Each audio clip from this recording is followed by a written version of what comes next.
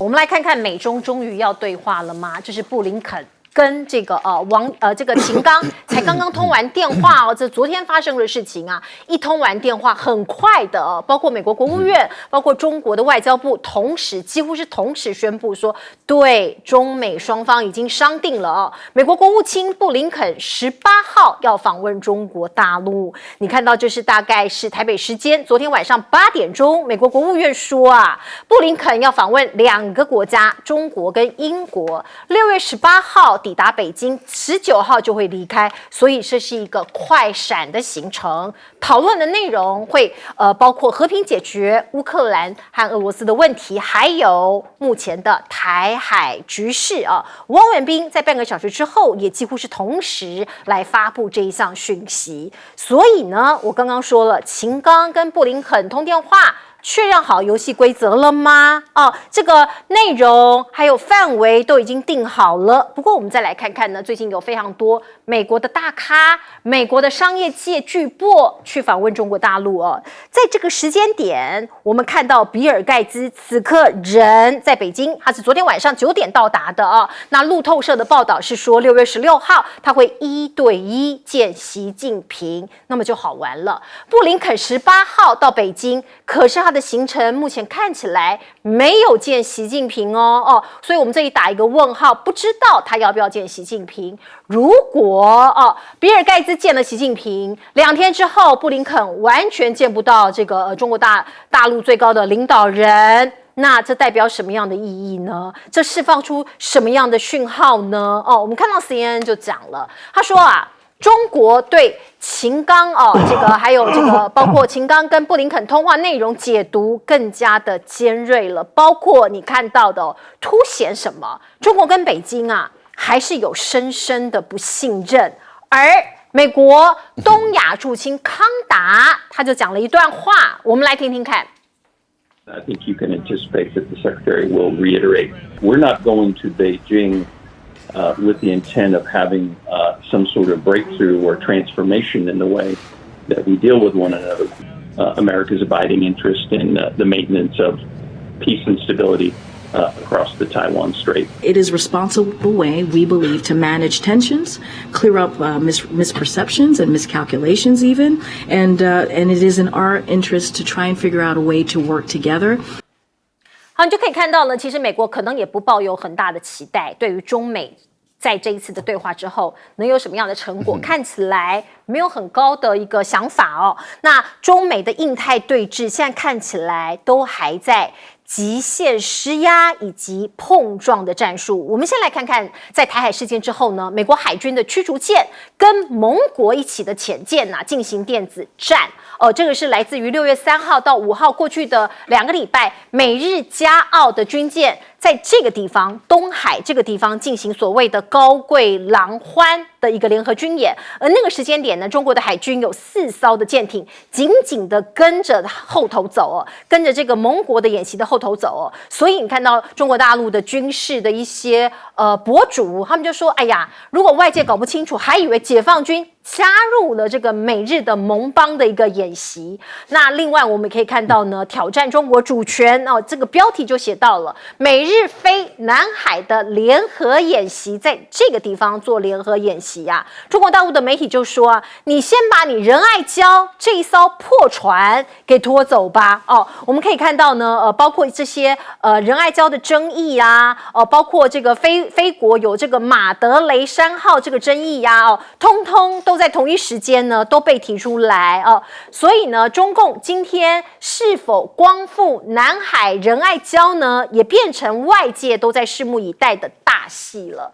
而包括这个军事上面的对峙，其实呢，方方面面各个领域呢，其实都在进行当中。可是怪了，中国呢，一方面也在修补区域关系，我一方面跟你对峙，我一方面在修补跟盟国或者是这些友邦的区域关系。解放军最近就是在训练这个把他的训练舰戚继光号把它派到菲律宾去那到了这个马尼拉也是北京修补这个他跟马尼拉的关系这是对越南、泰国、汶莱、菲律宾4国进行友好访问的最后一站。而且无独有偶，就在这个时间点，我们看到了中国大陆对越南伸出援手，因为越南现在很缺电嘛，所以中国大陆呢就跨国24小时来这个，因为跨国企业它24小时轮流断电嘛，所以中国大陆呢隔了7年之后重启过去它也有过这样子对越南来送电，要对越南帮他一臂之力解决缺电的难关。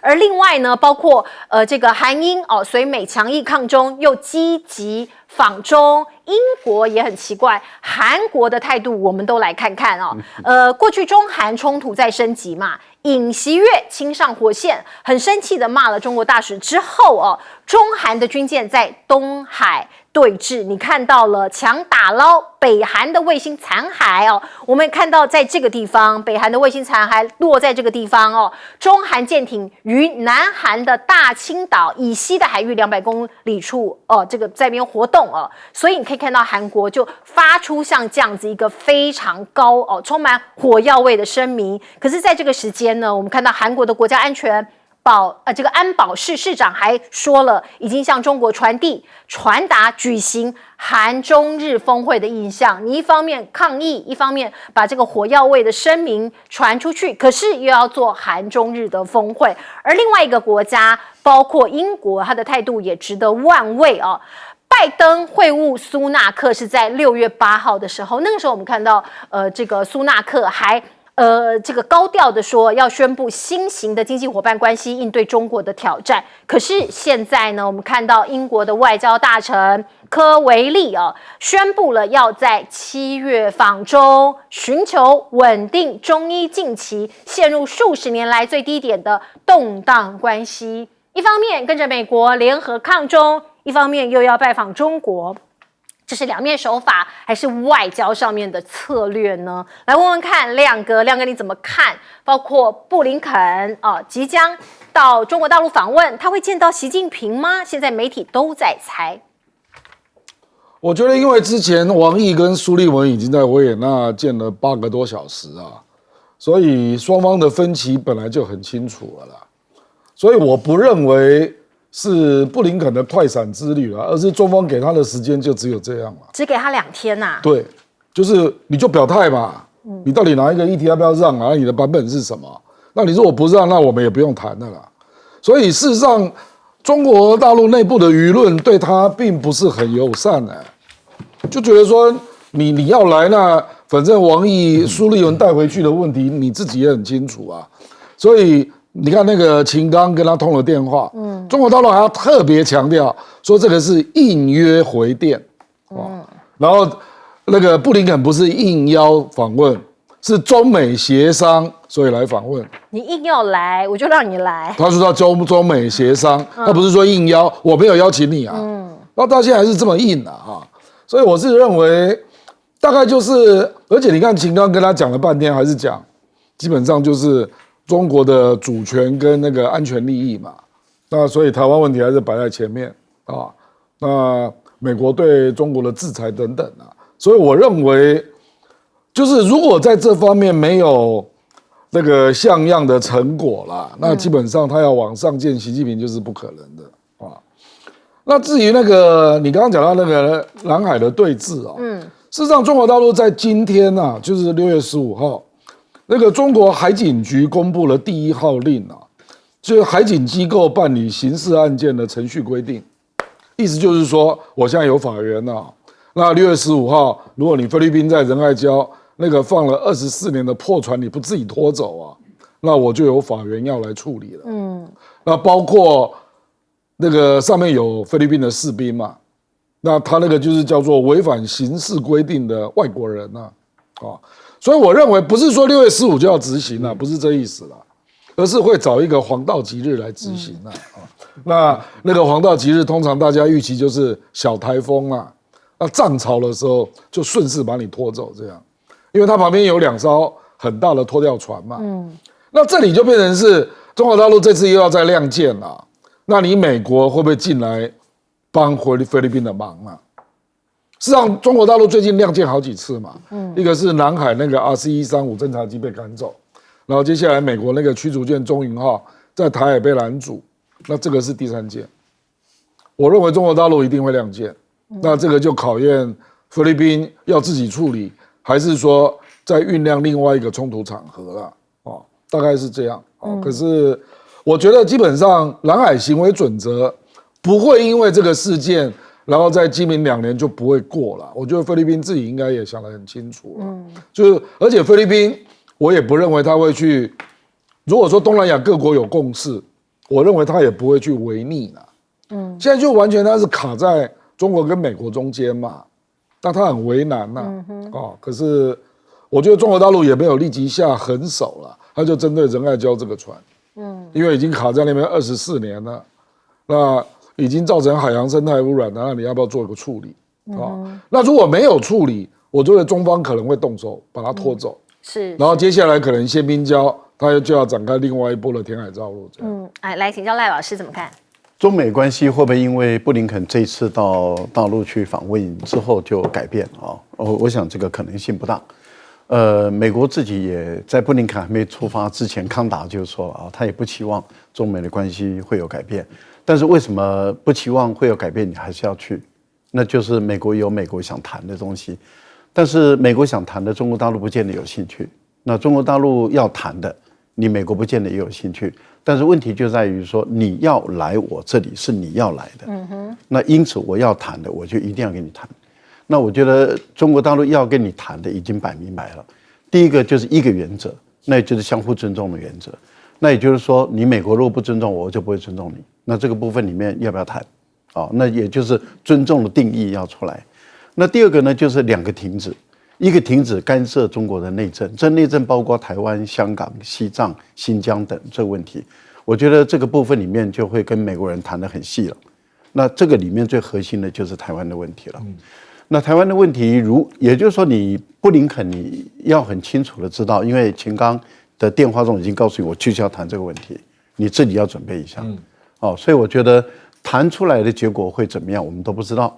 但是如果谈出来的结果是有利于大陆那一边的话，那等于是美国在这部分台湾的问题回到一个中国原则或者往后退的话，那我想这个对民进党来说可能就是一个比较大的麻烦，因为选举很快的就会产生一些化学的变化就会出现了。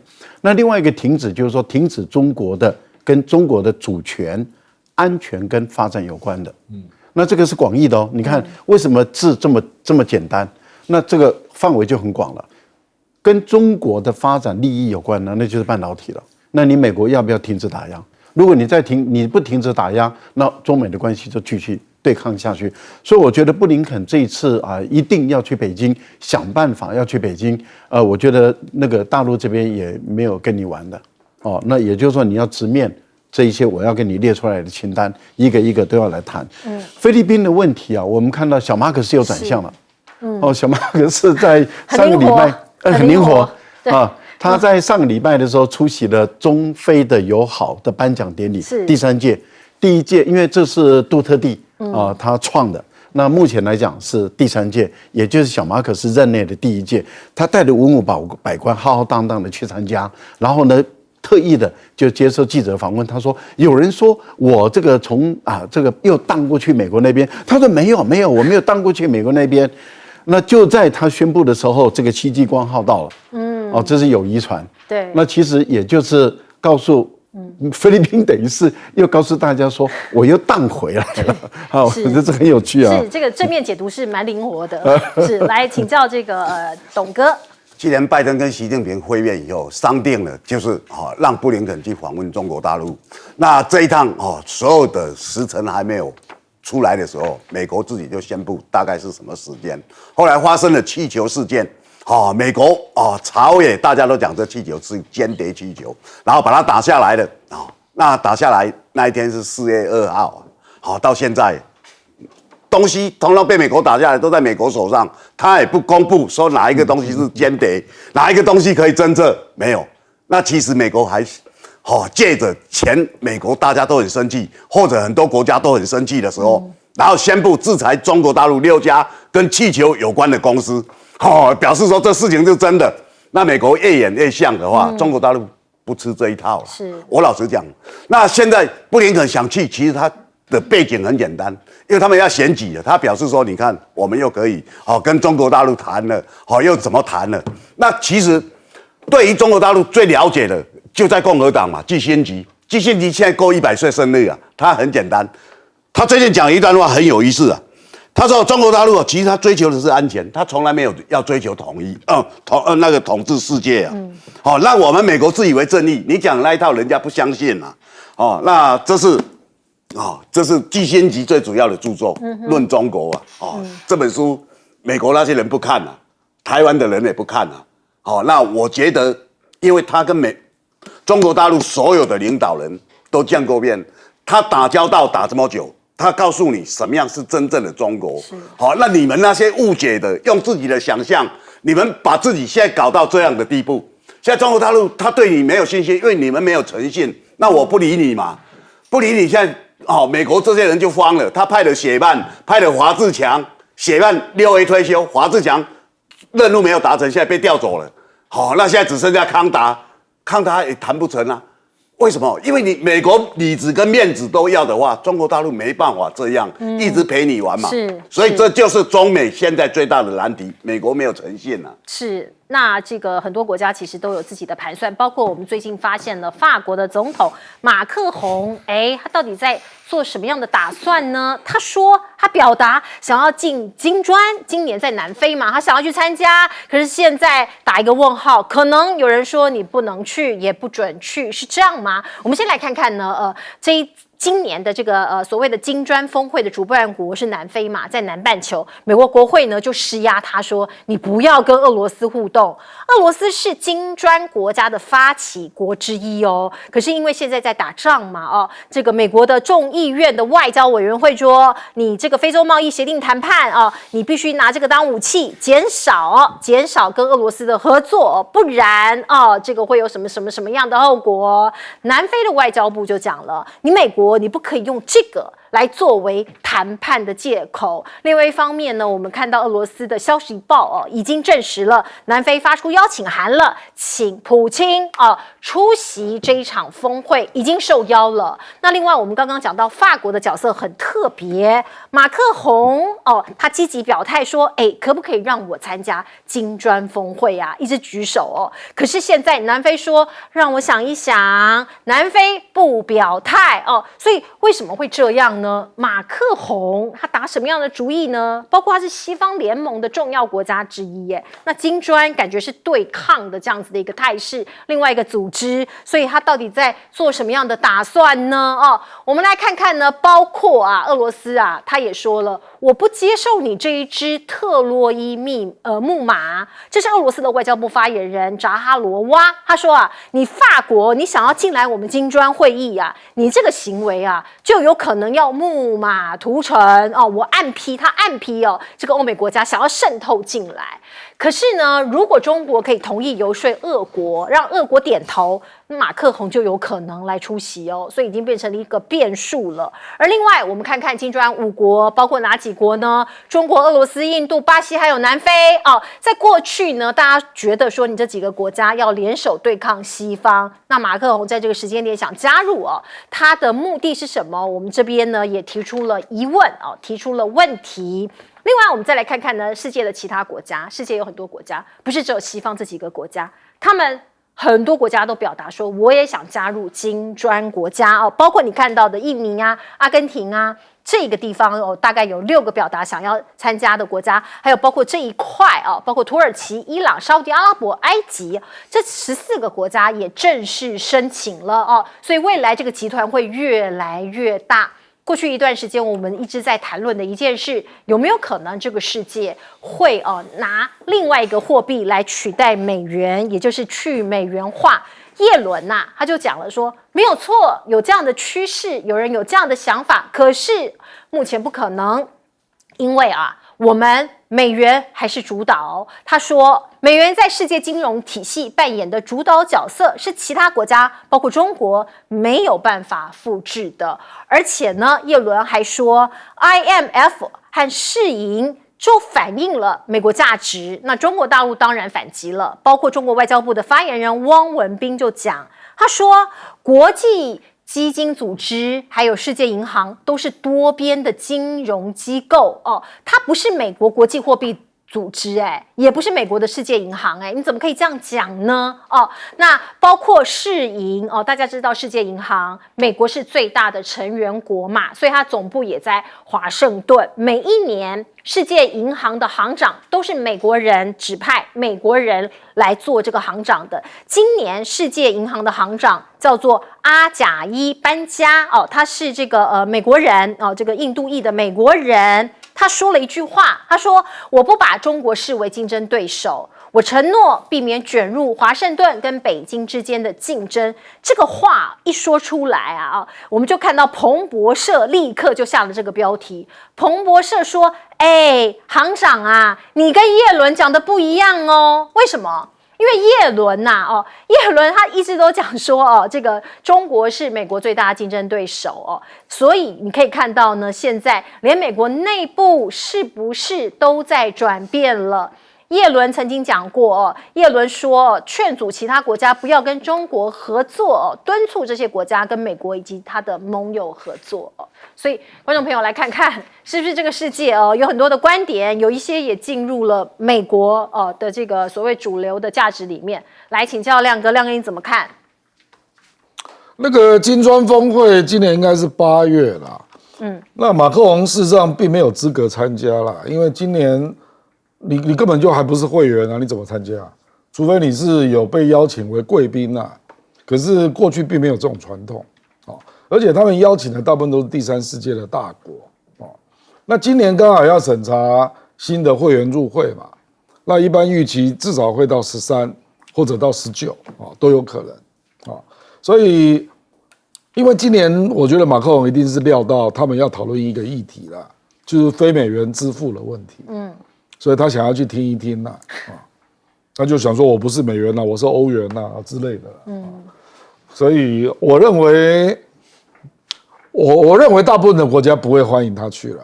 你说金砖其他的国家不会欢迎他去不，因为其他人都还没进去对，那怎么你法国先进去了？已经有14个国家提出申请，而且都是第三世界的大国对，那最积极的就是沙特阿拉伯那另外比如说印尼也有兴趣埃及也有兴趣是。那怎么我们都还没进去，结果你马克龙先来了，插队，这个实在太奇怪了啦。所以我认为其实要让他去也要明年吧之类的啦那叶伦讲这个坦白讲 IMF 跟世界银行美国的，因为这个并不是一国一票的这个是按照股权投票的，美国最大股东，美国都故意安排超过15%对，因为这里面的重大表决都要85%美国一国独享否决权这种机构不是环绕着美国设计的，谁会相信对不对？世界银行跟国际货币基金都是这样世界银行美国的股权就刚好是15.85%，怎么会这么凑巧？为什么你就刚好超过15%？否决权，一票否决权嘛。所以为什么很多人都觉得这个就是你美国控制的嘛？那你只是不好意思，所以 IMF 就让欧洲人当董事长，那世界银行都是美国人当董事长，都是美国人，对，这个是全世界都知道的国际政治经济的 ABC 你叶伦会不知道？所以我说这个叫言不由衷嘛。他入了拜登政府之后，都开始不像个学者了啦。这我也实在没办法。完全违反国际事实嘛。本来就是你美国控制的机构所以你说什么反映了美国价值观？鬼嘞！你不要表决，看大家会不会反映你的价值观。你就是用一票否决权，把不同的意见整个否决掉。那当然是你的价值观这还用说？不然你不要表决，让别国表决看看，你看你会不会是多数？保证不是多数。我跟你讲，我敢这样讲。所以他是睁眼说瞎话，本来就是嘛，完全睁眼说瞎话嘛。所以过去叶伦因为他是学者嘛，他也做过 IMF 的这个总裁，我记得，对，他也做过，那时候还是很多人尊敬的一个学者。他也当过 FED 的，是，对，他在这个国际的这个货币包括这个财经金融界是享有很崇高的地位。可是现在说出来的话，完全是美国的这个保护主义也让很多人很失望。我们先进一下广告。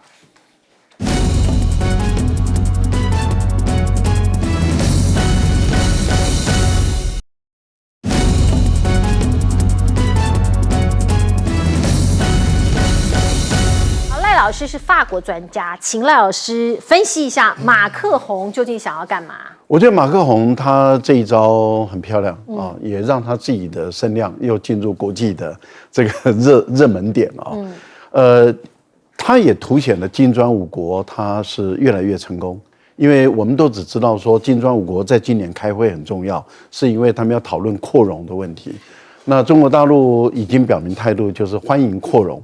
所以金砖五国会有很多的成员，现在目前有10几个国家都在排队要加入这个金砖五。那金砖五，所以今年要讨论的一个是扩容，就是增加新的；第二个要讨论这个金砖五的货币的问题。那金砖五的货币采用人民币的可能性是最高的。那这样的情形下的话，那你想，当它要越来越扩，规模越来越大，然后它又是新兴的发展中的国家，这个对于一个工业大国来说的话，他加入或者参与，对于他来说，这是一个很好的一个外交盛会。那他也凸显了 G7 的已经没有什么用了。以过去整个全球的经济规则是 G7 说了算。那现在很明显的 G7， 你看在这一次的广岛的那个会议啊，那个日本卯足全力搞，结果弄出一个宣言以后，没有什么理会，他也制定不了任何一个国际的规则，坦白说也没有人理他。那现在我觉得当这个马克宏他宣布说想要去参与，是希望南非，因为南非是主办国，那他希望南非总统邀请他，他就可以参加。各位你想，当 G7 开会的时候啊，印度他在今年有被邀请参加，印度就是金砖五国中的一国。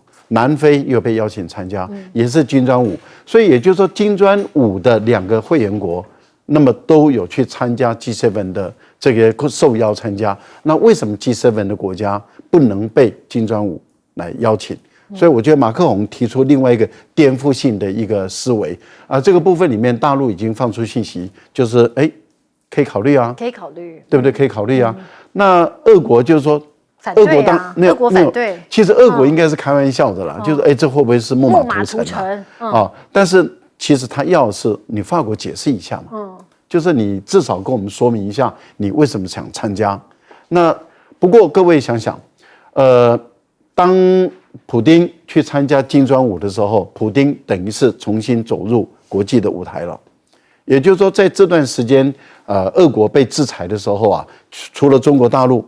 到这个习近平到俄国去给他送软啊，然后普丁到中国来访问，但是普丁如果去参加金砖五的时候，等于是又进入了非洲大陆了。那这样的话，这个美国对普丁的围堵就失败了。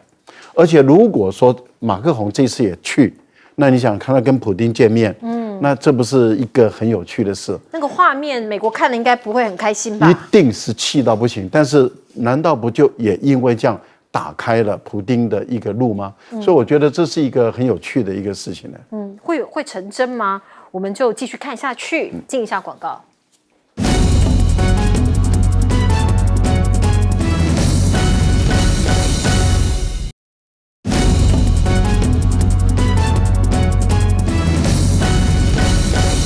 好，我们最后时间留给董哥。是2017年金砖国家在厦门开会的时候，我在啊。那我那时候就深受那个冲击。为什么？因为你可以看金砖俄国因为它本来是基业的，它是被抵制的它侵入2014年侵入那个克里米亚的时候，它被赶出去那它当然需要有一些外面的力量，外面力量当然俄国、中国大陆、南非、巴西还有印度，这些国家的人口大概占全球40几，所以你可以看到它的影响力，而且它都是他们当中那些州那些5大洲里面最重要的国家，所以你可以看到那个影响力是很大。那俄国人当然希望从这里能够另外开出一条路，所以现在有一些去美元化的跟中国大陆合作的。那可以看到马克宏的企图是怎么样，他想接梅克尔成为欧洲最重要的领袖。所以战争一开始，他去找普廷然后虽然没有什么结果，可是他也发现了。普廷如果这边讲不通的话，习近平可能是一条路，所以他去中国大陆，他的姿态摆比较低，他获得160架的飞机，空中巴士嘛，那可以看到中国对他是很友善的。为什么？习近平在北京见了他，又去广州见了他。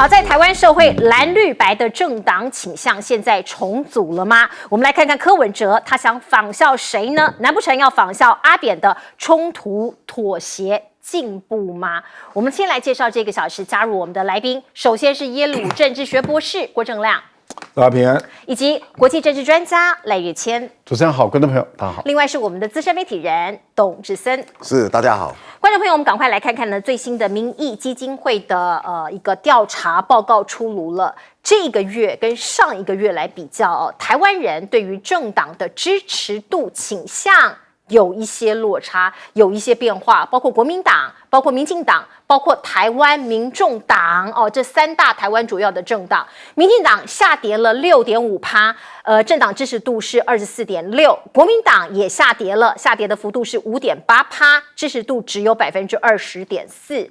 台湾民众党它的这个表现让人印象深刻，它从原来的15.6%，这是上个月的支持度，一下子窜升了6.6%，来到了22.2%已经是台湾的第2大党了。这么年轻的党这么快的时间窜起的确让人刮目相看。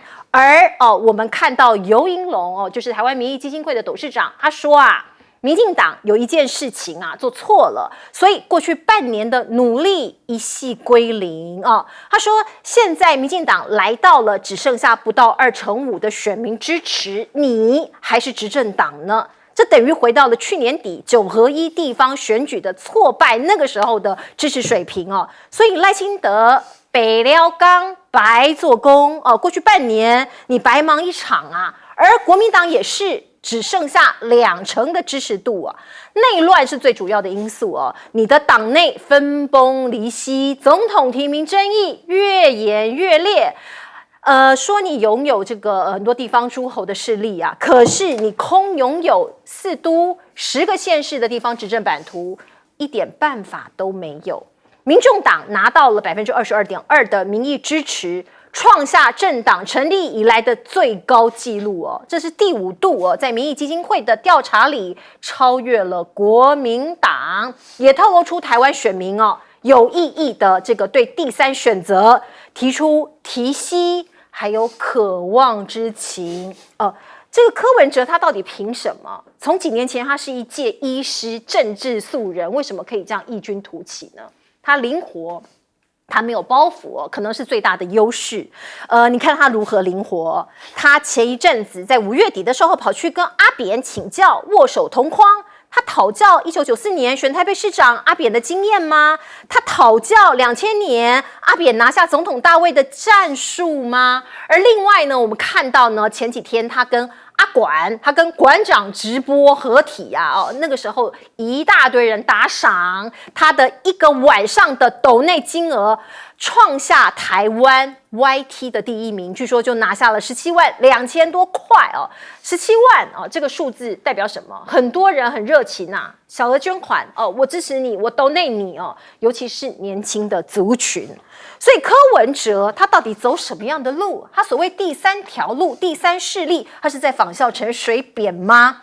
陈水扁从政起他就有一个 slogan： 冲突、妥协、进步。我先冲撞，我先冲突这个激起千堆雪，然后我妥协，然后我慢慢鲸吞蚕食。包括前一阵子他不是谈了国防安全吗？柯文哲就讲说，哎呀，我们国家要培养网军那每一年挑一天我来瘫痪中国的高铁ATM 的系统你知道这个抗中对很多年轻人来说我们坚守我们国家的立场我抗中。可是当外界很多人说，哎呀，你柯 P 你没尝试这个不行怎么会做这样的事情呢他立刻妥协，他就讲说没有啦，我养网军瘫痪这个中国大陆的网路这个我不是这个意思，我说我们台湾是资讯大国，所以要发展这个不叫网军啦，我们叫资安团队。你看多灵活立刻妥协那对很多年轻人来说，对很多年轻人当然知道要维持台湾的尊严嘛，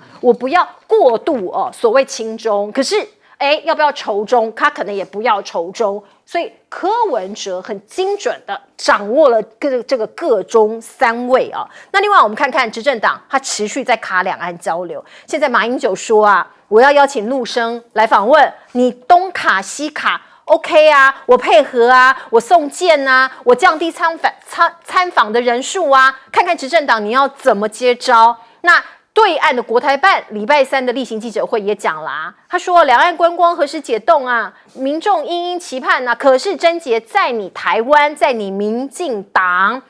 这个中国的这个国台办就说啊，两岸来往很多不便呐，你台湾你赶快恢复直航哦。所以这个球丢过来，到底执政党要怎么解，其实蛮棘手的哦。两岸问题会成为2024的成败关键，所以美国的智库就说了，这是大选年，两岸关系非常敏感，要缓和紧张啊。这个是美国外交政策全国委员会啊，他近期集结了美中台的专家对话做了一个报告，他说，未来9到18个月，两岸关系会非常敏感，各方都要再保证。用各种方式防止紧绷关系恶化至关重要。讲的是谁呢？很清楚啊，赖清德恐怕要好好的想一想。而另外这个对岸这个美国这个我们跟对岸的关系当然是很多国家都在看的密利这个是美国参谋首长联席会主席他最近讲了一番话，他说啊，美国主导的单极世界已经过去了，现在世界至少有3个超级大国，包括美国，包括俄罗斯，包括中国，而未来几十年会有更多的国家崛起，成为区域大国所以世界会变得不一样了。单极霸权的时代已经结束了，美中竞争进入新的阶段，我们台湾不可能置身事外啊。在最前线，在最前沿，我们来问问看亮哥你怎么看？包括这个民意基金会的政党重新洗牌。民意基金会向来的民调，民众党都偏高啦，所以它是独树一帜啊。其他所有的民调，民众党都没有那么高。所以你觉得民众党实际没有这么高？没有这么高啊，尤其是政党，因为民众党到现在区域立委，你还没有看到候选人呢。你如果说是柯文哲个人支持，那我同意了。柯文哲确实有这个特别好的表现那这个有一些原因就因为这次显然就是这个怕赖清德当选的人很多嘛，大概高达将近60%就是基本上赖清德民调就是35到41那侯友宜几乎没有在表现嘛。所以等于是蓝营这个光谱的所有的议题都是柯文哲在回答那当然也包括那个侯友宜的宣传的问题啦。我每天都可以在网络上看到柯文哲的短片，大概4到5支然后他所有的问题如果回答的不够得体，修正片立刻就出来了比如说钓鱼岛，他第一时间说是抓鱼比较重要，那第二时间就立刻讲我没有说要放弃主权那结果侯友宜那边连1支片子都没有。我看到的是钓鱼台这个问题，柯文哲出了2支片子。所以这个是一个很特殊的场域啦，就是说你碰到一个国民党候选人对于重要的问题都不表态，那当然没有你的新闻嘛。我再举别的例子啦，比如说我请问马英九访问中国大陆这一趟，侯友宜到底肯不肯定夏立言现在去参加海峡论坛，你到底支不支持啦？马英九基金会现在请大陆学生来台湾被卡嘛？对，你侯友宜为什么不站出来支持他？你到底站在哪一边没有人知道。柯文哲到金门支持金厦大桥，请问侯友宜支不支持？柯文哲说他如果当选总统，服贸谈判要重启，请问侯友宜支不支持？我都不知道所以你当然就只有听到柯文哲的声音嘛。那他又讲两岸一家亲，所以就会有很多蓝营的坦白说了，基本上就不希望两岸冲突嘛，希望两岸和平嘛。那战争与和平这个议题谁打得最响？对不起现在就是柯文哲就问题在这里嘛。所以我有很多朋友啦，比如说本来支持郭台铭的，或者是深蓝的，他们就说支持柯文哲，至少两岸会比现在好侯友宜到现在也不知道他的立场搞不好是第2个李登辉嘞。不，这种声音就会出来嘛。所以我觉得这个是一个特殊的情境造成的，就是国民党这个候选人他的声量之低然后对重大议题的回答声量之低之不明确，那造成人家因为选总统大选，坦白说就是价值路线还有政策的选择啦，不是说你这个人有没有亲和力啊？有没有执行力啊？总统不是在选这个啊，拜托，执行力是行政院长啊，不是总统啊。总统就是价值、政策、路线的选择。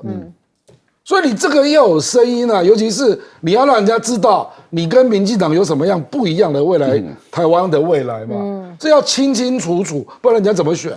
模糊就不是策略。对，模糊就不是选总统啦，讲白了啦，你选市长有可能啊，选总统绝无可能啊。对，就是尤其是在重大的议题上面，你一定要很清楚讲出来哦。来请教这个董哥，因为我们其实可以看政党的支持度的民调其实在选举里面没有太大意义。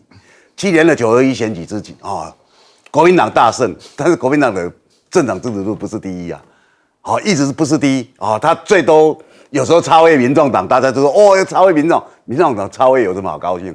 民众党这个党在这一次的选举，他其实也不会有什么斩获。我老实讲，很多人讲柯文哲可能会当选不可能，他们连区域立委都不会当选任何一个席次，任何一个都没有，不会。他们最有机会就是新竹嘛，新竹他要怎么选？他提出什么人？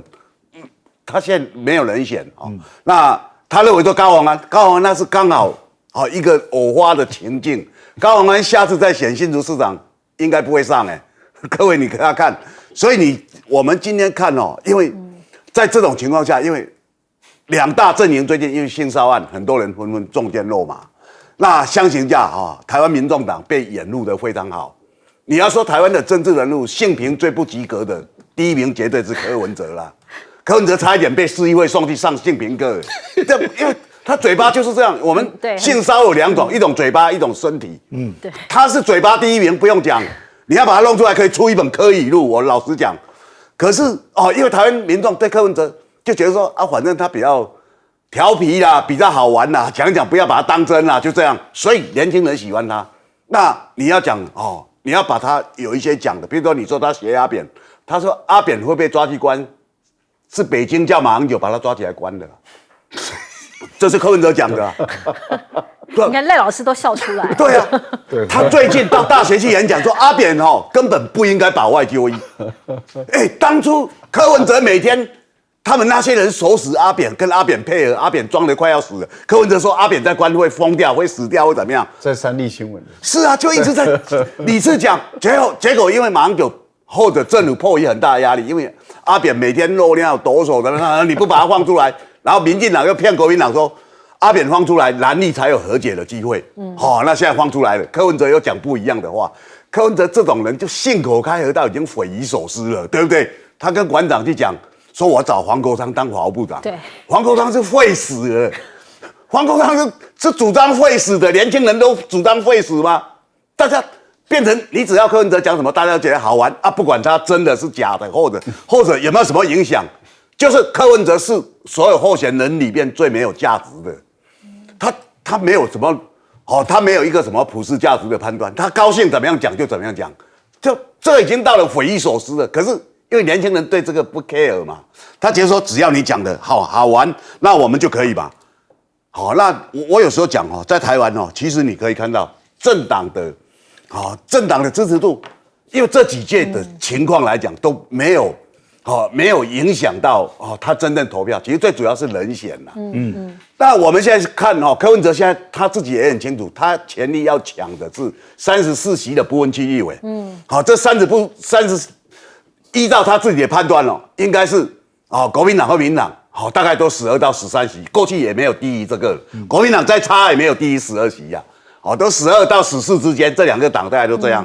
那他现在有人问柯文哲说：“你不分区可以拿多少席？”他说：“应该有8席。”他8席的话，他就把时代力量或者一些台湾激进党的票吃掉而已，这年轻选票嘛，就是这样而已啊。那如果你看这样的话，这样会成为一个很大的党吗？可能立法院他有机会，可能小小的机会成为3党不够半里面的关键，但他没有那么强。是民意基金会下个礼拜2会公布总统参选人的民调，也许那个时候对于萨卡都的这个进一步来细看，会比较有参考的价值。来，请问老师，假设了，我们一个只是一个假设是，当然假设不犯法假设柯文哲当选了，而这个立法院里面民众党没有很大的力量，变成民众党还是排名第3，是那这个时候该怎么办？联合政府对，那就是一定联合政府啊。那也就是说，他要不就是跟国民党谈合作，要不就是跟民进党谈合作，要不就组成一个大联合政府。三党的人全部都有啊，这样的一个情形。那台湾的政治当然又进入另外一个新的一个境界啊。那这要看未来台湾人的智慧了啊。但是不排除这种现象出现的可能性。没错，但是以现在来看的话，很明显的赖清德他本身对于台独立场的不明确。刚刚郑亮一直在强调，总统候选人你的政治倾向就要明确嘛。那过去赖清德的政治倾向很明确，我就是主张台独。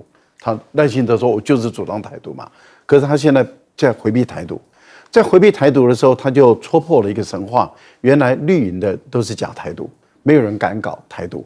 那这样的话，这个就使一些大家都很多年轻人就看出原来你们这个主张台独人都是玩假的，因为你们到选举了，没有人敢讲要台独了，当选了也不敢搞台独，选举了也不敢搞台独，你们唯一什么时候敢搞台独，就是你在野的时候才敢搞。大家才知道说，原来你们都在骗。那国民党明明白白有92的党章啊，结果侯友宜在回避。侯友宜回避92，回避来回避去了以后，那使这个主张92的或者是支持像马英九就是很坚持92共识嘛，那这些蓝营的就觉得说，那我们到底怎么一回事？好，当蓝营的也动摇了，也都不见了，那这个时候剩下的是什么？都不见了。我觉得对于柯文哲来说的话，他就是一个典型的变色龙，变来变去。那变来变去没关系。他说金厦大桥。金门人喜欢其实很多台湾的民众也喜欢金厦大桥为什么？因为我从金门到厦门，十几20分钟嘛，就到了嘛。一个高速桥盖的话，就几分钟就过去了。那金门人也喜欢，台湾人也喜欢，民进党反对。这个时候柯文哲说我要盖，没有人敢说他卖台。可是国民党不敢说要盖。当时杨振武的时候当县长，我就说你就硬推，他也不敢。没有这个气魄，结果一任就没了，因为对金门人来讲，我们的金厦大桥呢，他不敢，为什么？不敢跟中央对抗，不敢跟中央对抗的金门县县长有什么用？结果一任就结束了。好，所以我觉得台湾的政治在这一次中，实在是一个非常有趣的。为什么？柯文哲的支持者跟国民党跟宋楚瑜时代是完全不一样的。宋楚瑜的支持者，亲民党是从国民党这边分裂出去的，是柯文哲是自己的支持者跟国民党是一点关系都没有。没有错。